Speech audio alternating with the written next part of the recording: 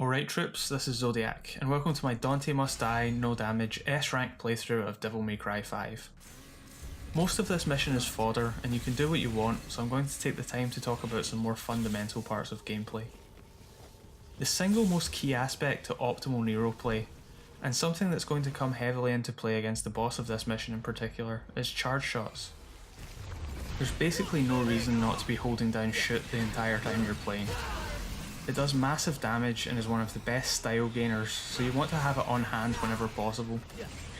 Personally, I remapped this button to L1 and I'd recommend it to other players. Holding down square while doing everything else in the face buttons hurts my hand pretty bad, but ultimately you should just do whatever you find comfortable. Before Urizen, the Imperial Queen is the only enemy of note. It has a few moves that can threaten you, but if you just pay attention to its front legs and jump away when it looks like it's going to do anything that can hurt you, basically it can't touch you. Worst case scenario, you can activate Devil Trigger for a burst of invulnerability if you really can't dodge away. The more important lesson here is Devil Trigger. On Dante Must Die difficulty, enemies gain Devil Trigger when other enemies die around them. Devil Trigger boosts their defense an absolutely ludicrous amount, and everything on this difficulty already has a ton of HP anyway. So in this case, trying to avoid triggering it until as late as possible can shave literal minutes off your clear time, so you want to leave everything else alive for now while you focus on the big girl. It might seem a bit odd to basically ignore having some extra enemies wandering around, but anything you do to this that isn't your basic 4-hit attack string tends to catch the other enemies and knock them about, stopping them from being able to attack. This is especially noticeable with the Buster animation, which for some reason seems to have an obscenely wide hitbox on basically every movement in it. If you really want to kill this thing fast, using a Buster Arm's charged attack on it will do all of its damage before Devil Trigger activates. But breakers are at a premium in this mission, you really want as much as you can for Urizen. Even using Overture here is being a bit greedy, because it's one of my favourite arms and can dish a ton of damage out on the Queen. It gives you some nice style too.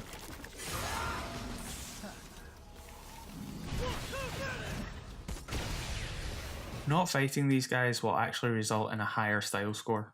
It's kind of goofy, but basically the fight doesn't last long enough to increase it, and engaging them at all will actually drop your total. My goal for this fight was to be able to kill him after only breaking his shield once, and it took me a solid chunk of time to put together the strategy to do that, so please do enjoy the fruits of my labour, surplus value included. I think I was the first person to do it on video on Dante Must Die modes, but I might be wrong about that. However, I'm still going to brag about it here, so please continue thinking I'm a tactical genius. The start of the fight is by far the most dangerous part. He's a little erratic here and will do weird things that don't match his later patterns. Most notably, he will be extremely trigger happy with his meteor attack, especially brutal if he decides to couple it with the time sphere, something he'll never do past the opening salvo. I ditch Overture and get Gerbera up straight away. Not only is it great for dodging, the extra mobility means you can spend more time attacking before you have to weave in and out, and it also has the ability to reflect his meteor attack. Keep an eye on his hands, and you get heavy telegraphing of every attack he might want to do. The ground explosion has the smallest animation, and will oftentimes appear off camera depending on where you're standing, so it's really important you keep an eye out for it, and either run out the way or jump above it.